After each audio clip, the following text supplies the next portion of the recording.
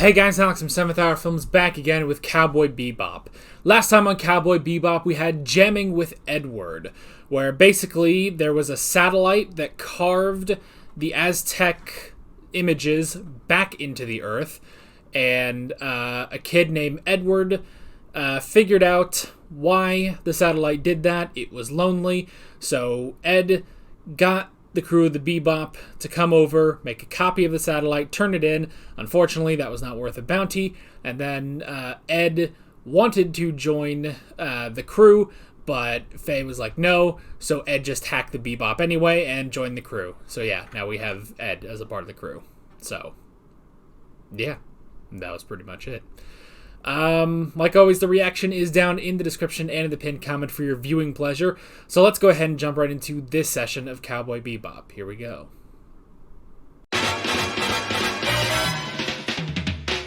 Alright. Jet backstory. Jet Black story. Alright. That was interesting. It was interesting. It's... You know, I mean, they spell it out more than when you get Spike's backstory, obviously. But I also just kind of like how not severe it is, you know? Like, it's... And maybe that's just part of, you know, what's nice about this show is just... It's not this super deep, involved backstory. It's just... He had someone, and then he didn't, and then he became a bounty hunter, and that's just kind of that, you know? That's really his story.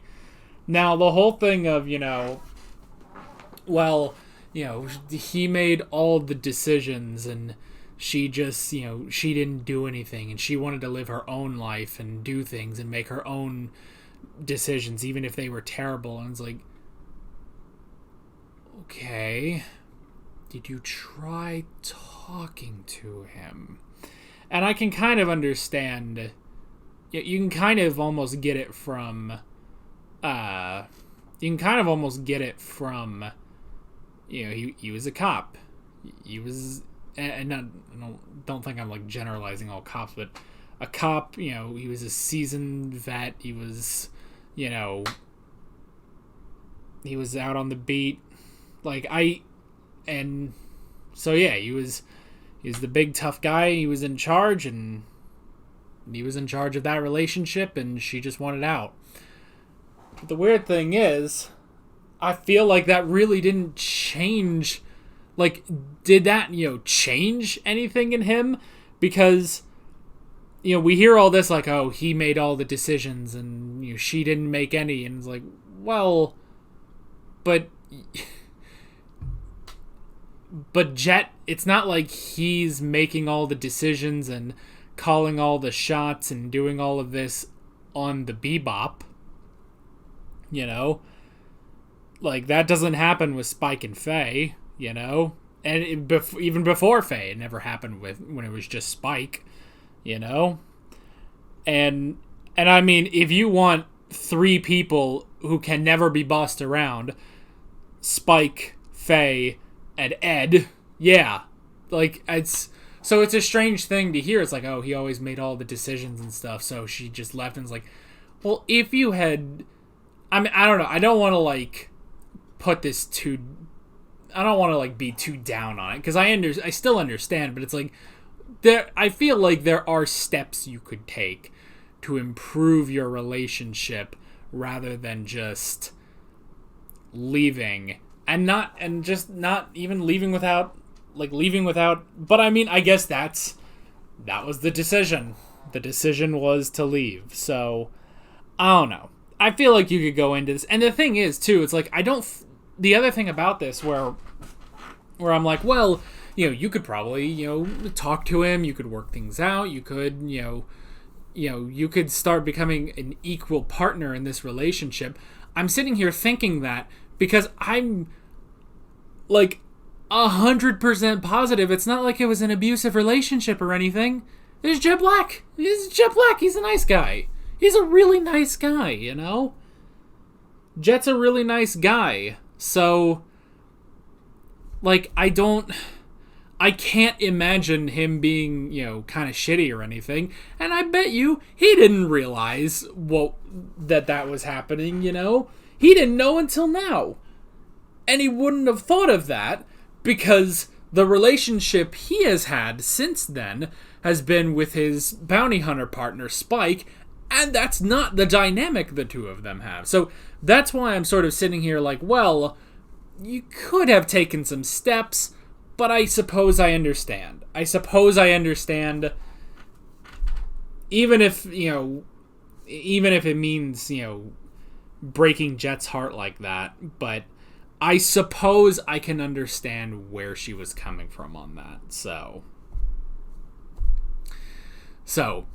yeah. But very interesting.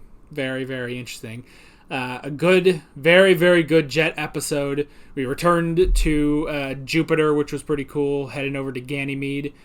So I like that. And obviously, again, the aesthetic, I absolutely love. We get this ocean, we get, some, towns or some ships on the ocean, and in the sky is Jupiter.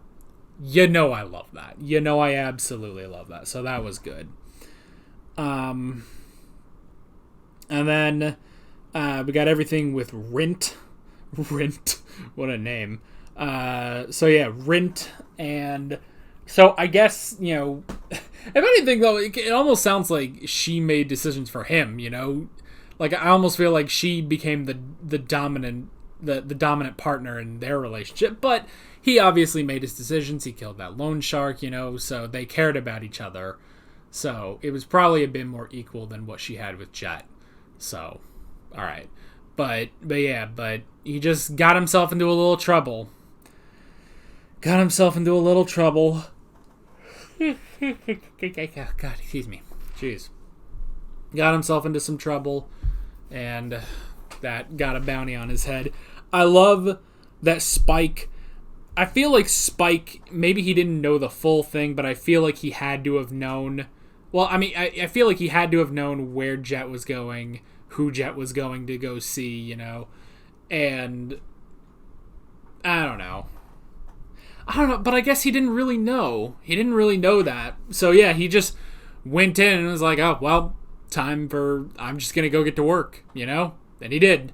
But then I like that Jet came in and was like, look, this was my beat. I need to do this, So I like that. And yeah, when Jet confronts them and is like, look, if it's not me, then some other bounty hunter is going to get him, And it is one of those things of like, yes, Jet will turn him in and collect the reward. However, Jet is probably your best option because someone else may bring him in injured. She may be brought in too because of it. Or, even if it's Spike, I mean, how many people Spike has lost in a car chase or in a chase like that? So, yeah, it's like they could end up dead. So that probably was the best case scenario, is that Jet got to them and spared Elise. That was her name, right? Elise? I couldn't figure it out. I think at one point they might have also said Elisa, but I'm not sure. Or Alyssa. I don't know. I thought I wrote it down as Elise, but we'll see. Anyway, her. With Jet doing that, I'm pretty sure it spares her. Like he said, it's just sort of a self-defense thing, so it's all right. And yes, he's going to jail, however long, but she can at least wait for him. So I like that. And yeah, there was the whole thing about the decisions. I find it a bit strange considering, what we've seen of Jet over the past 10 episodes, which I almost feel is crazy that it's only been 10 episodes, Like, I feel like we've been doing this for longer, but no, 10 episodes. But anyway. But from everything I've seen of Jet, it just seems like almost a strange thing. Like, I buy it, but it just feels a little strange. It's like, oh, well, he made all the decisions, but I can also see him not even realizing that he's doing that. He's just like, oh, well, I've got my girlfriend and we have a good relationship, but she's thinking, well, I need to go and live my own life and make my own decisions. So she just, bailed pretty much. So yeah, it's, I get it. It's a bit, it seems a bit strange to me, but it's still good. It's still fine. It's still good. And yeah. And then obviously, we also have, Faye trying to relax and Ed being Ed. So I like that. I like just Ed just sort of chilling out. I didn't think Ed could chill, but I think Ed was chilling out, trying to catch some fish. So that was kind of funny. And then, yeah, that first guy where, it's like, oh, Ein is barking at him and stuff. And then Ed just shows up and is just so weird. And then, yeah, I don't know. And then just starts biting him. It's like, all right, Ed. Ed, honestly, like, if I ever met Ed in real life, Ed would probably be one of the most annoying friggin' children on Earth. But in the context of this show, I really like Ed. So, yeah. Anyway, that's pretty much it. Again, another short discussion, but sometimes that happens, man. Sometimes that happens. So, yeah. Well, no need to prolong it anymore. With all that being said, I'm Alex from 7th Hour Films, and I will see you guys next time. Take care.